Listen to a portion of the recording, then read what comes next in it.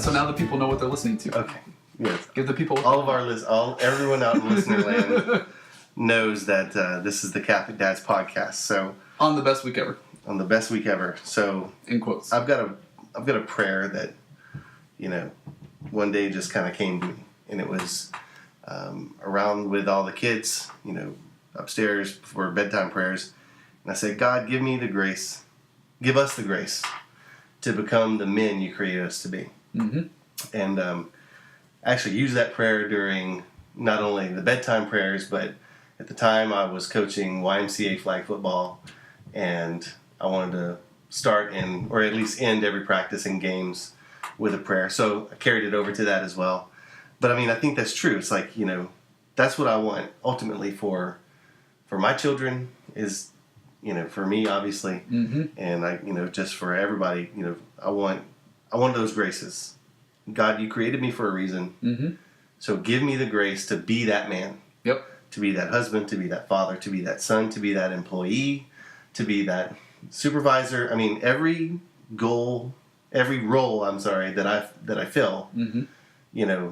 God has a plan for me in there. And I heard, the Catholic Stuff You Should Know, shout out to them. They were talking about on the podcast today that God is going to make you a saint in the vocation that you're in. Mm-hmm. So whatever is your called vocation, that's how you're going to become a saint. Love that one. Okay, yep. So, if you're a priest, that's where you're going to become a saint. Right. In your priest, ministering your priestly duties. Well, and that's where you'll get your cross as well, right? Oh, absolutely. So when you pick up your vocation, you get to pick up your cross. That's right. And us as fathers, we're in the married vocation. That's where we're going to become saints. So, God, give me the grace to become the man you created me to be. And praying with the boys, it's give us the graces, right? Mm-hmm. So, one week, it was just like the best week ever. So in the background here is, as Chad was telling me the story about the best week ever, we were out on a rainy patio sipping margaritas, and he said, man, This would be a great podcast. Yes, that is. So that would be a great podcast. This, I'm not quite so sure, but we'll keep going. It would have been a great podcast had we, had the forethought, and now we're trying to go back and relive it, I guess. But it was. So anyway, I was starting to think, why was that the best week ever? What made that week so special? Mm-hmm. And when I started to go back and think, it was like, okay, we started off. It was Tuesday. We had a rise mm-hmm. at the church, so there was Mass and benediction of the Blessed Sacrament. Wednesday we had Wednesday Mass with Father Rafa. Yep. Shout out to Father Rafa, the best spiritual director and father ever. And Thursday was Holy Day of Obligation mm-hmm. for the Assumption. I think it was the Assumption of Mary. No, was it? I think it was Assumption of Mary. Either the Assumption or the... No, it was Assumption. Or the... see, I'm a bad Catholic. We didn't do any research prior to the beginning of this podcast. But once again, we would have known that it was the Assumption of Mary in August. Okay. Anyway. We can edit that part out. So anyway, but the point is, I had received You were getting your tank filled every single day of that week. This is a 3 out of the work week, and this was on a Friday, Margarita Friday. Yep. Right? So here we are, Margarita Friday, reflecting back on the week before, and out of those 5 days of the work week, 3 of those days had Mass and mm-hmm. Eucharist. Yep. So, Jeff, how do you get grace? How do we get grace? I'm praying for grace. God, give me the grace to mm-hmm. become the man is God going to beam grace down on me just like, I guess he could, right? So, that is why we have sacraments in the church, right? So, sacraments are God's promise to us that those things will bring grace, right? It'll imbue us with grace. Now, he can give us grace whenever he wants, right? Absolutely. And you can pray for grace. He's God. And you can, yeah, absolutely, right?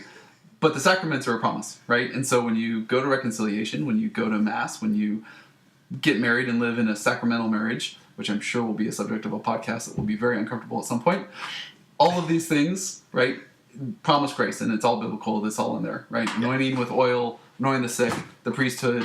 These are things that give us grace, right? And Chad, what is grace, and why do we need it? Thank you for putting me on the spot, Jeff. Well, grace is the sanctifying grace that fills your soul is what allows you to participate with Christ, and I mean to be a part of, to be one with, to be basically in communion with God. And I'm just saying, like, a sacrament is an outward sign, Yep. instituted by Christ to give that grace Of an inward truth. Oh yes, yeah. Which we learned from Catholic Stuff You Should Know. How many times can we plug their podcast? It's just for the first podcast. Blah, blah, blah. It's just the first podcast because then after that we'll be able to keep on plugging them. But so it dawned on me there on that patio, Margarita Friday, that the reason why that was the best week ever is because by going to Mass, by receiving the Eucharist, I was getting grace. Yep. I was receiving the sacrament, daily. So it's like, wow, this is truly the best week ever because I've been just experiencing that effectively the friendship of God that whole week.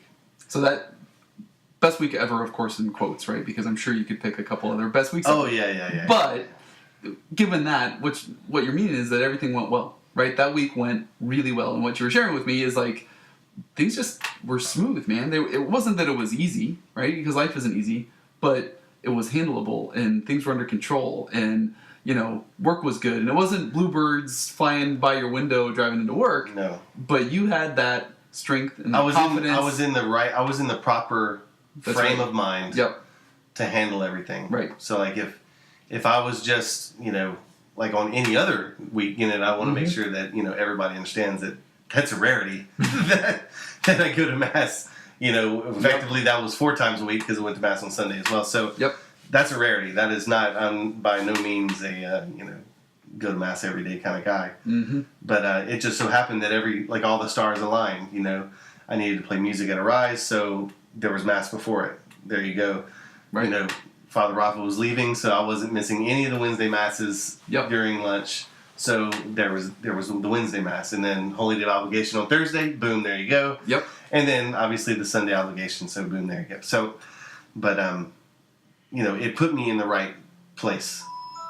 So in terms of that, that'll be for a later podcast as well. So now this whole Assumption of Mary thing is just driving me crazy. So I will find out what it was in August. So I want to say that's Mary's birthday. It's the Immaculate Conception, I think. You know what? And I'm thinking that I may have Am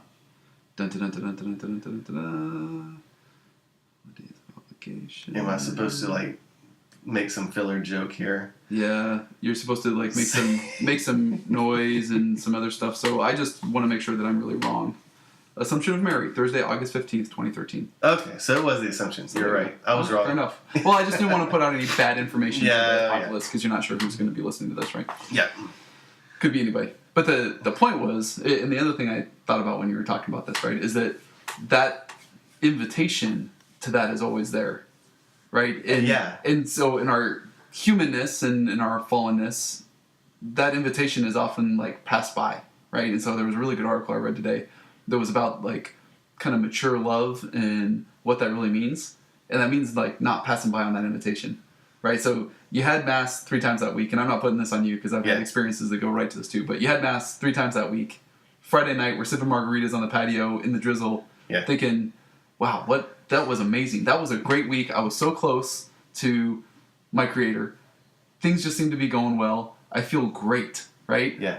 Monday morning, we both woke up. Neither of us went to Mass, right? Tuesday, neither of us made it to adoration, right? Yeah. That Wednesday, we probably went to Mass because Father Rafa was leaving. We probably tried to go to those Wednesday Masses as much as possible, right? Yes. But maybe not, because one of those Wednesdays, he wasn't in there, and there wasn't a Mass, and I didn't go in for adoration, or I didn't do anything extra, right? Yeah. And so it's it's so easy for us to get that invitation, and for whatever reason, right? And I won't put on whatever reason it is. Yeah. We put the invitation back down, right? It's this part of your life, work, family. I mean, whatever happens, and we can make excuses all day long. Yep. And that's really what it is. I mean, when you look down to it, I think to me, to kind of wrap this all up, it's just, that's a great point, Jeff. You've got the invitation. The invitation is there. Yep. every day. Yep. You can go receive the sacrament by going to Mass every day, receive the Eucharist, and what do we do with that invitation? And it's like He's there waiting for us, all the time. And the close second to receiving the Eucharist is adoration, right? Yep. So if you can't, go drop in, 5 minutes, 10 minutes, and that was Father Office. He would always, tell me that, just go stop by the Adoration Chapel on the way to work, on the way home from work. Yep. Just all it takes is 5 minutes, 10 minutes, because essentially, who doesn't want to be closer to Christ, right? I mean, we call ourselves Catholic Christian men. Of course, we want to be closer to Christ. Yep. And what better way to know someone than to spend time with them? Yep. So we can spend time with Him in the Word, right? So reading the Bible every day. We can spend time with Him in adoration, in front of the Blessed Sacrament, and receiving the Eucharist. I mean, and right there, those three things, we have access every day. Yep. To do. Yep. So that would in effect, by doing one or two or all of those things, would give us, you get just a little bit, right? week after week of the best week ever. Yep. So the other thought I just had run through my mind. So background, right? You were raised Catholic, right? So you don't know any other tradition, right? And I was agnostic, and maybe even partially atheist before coming to the church, right? So I didn't really know any other tradition either, right? So from the outside looking in, why would you go to Mass every day, right? If you had no understanding of what that spirituality is and what that grace really is, or have ever experienced that physical presence of that grace, which I have, and hopefully everybody has at some point felt that physical presence of it, is an amazing thing. It's not just going to hear a pastor talk, right? It's not just going for praise and worship and listen to the music and feeling really good and coming out on psychological high or a spiritual high or whatever. There's something more and deeper to it, which passed through the entire week, right? Now, sure, someone would argue, I go to church on Wednesday and Sunday, I feel the same way, I don't need Mass, or I don't need to go to Eucharist, or I don't need to whatever, right? But I think there's something very special here, and part of the reason that we're doing this, or part of my mission in doing this, is to share that side of the Catholic faith, right? As a Catholic dad, why are you doing this, right? Why would you get your kids up at 7 o'clock on a Sunday morning, get them dressed, fight with them the whole time in the car, stand in the back of the church while they're yelling and screaming, and go up and get Eucharist and miss everything about it, right? And why would you make time out of your work week to go sit in the chapel in the quiet for 45 minutes when you could be working out, or you could just be checking email, or you could be surfing the web, and it's a pain in the butt to go get in a hot car and drive 20 minutes to go sit in a church, right? Yeah. Why? Why would you do that?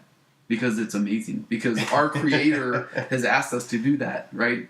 And there's something more than just going to that chapel. There's something more there. Oh, right? yeah. Well, I mean, when Christ says, the Garden of Gethsemane, He says, stand here and watch with me for 1 hour. Right. You couldn't watch for me for 1 hour, right? I mean, that's exactly a conviction. You know what I mean? Like, kind of slink in my chair, like, yep. Yeah. Yep. Can't even stay awake. Yeah. Why is that? Yep. Yeah. Why couldn't you stop by? Mm-hmm. Right. Oh, it's inconvenient for you. Mm-hmm. Oh, okay. Oh, in our case, right? We used to have a chapel at our old campus. Yeah. We've talked about that this too, very right? Convenient. It was very convenient because it was on the corner, right? Yeah. And now it's a mile from the road. Yeah. And that's too inconvenient to stop on the way into work because you have to, you might have to cross traffic. Yeah, and there's no light, so it's no light yet. It's difficult. Yeah, yet. And it's not gonna be any better when there is a light. That just means we're gonna get to all wait rather than just having to wait to cross the street for Jesus. So, that's good, man. I think that's a good stopping point because I would like to. I think we can pick up on the other topic that you had mentioned about why go to church if you're just going to be with your kid in the back, not getting anything out of it. So I think we'll save that one for the next one. Okay. All right, sounds good. All right. All right. Thanks for listening.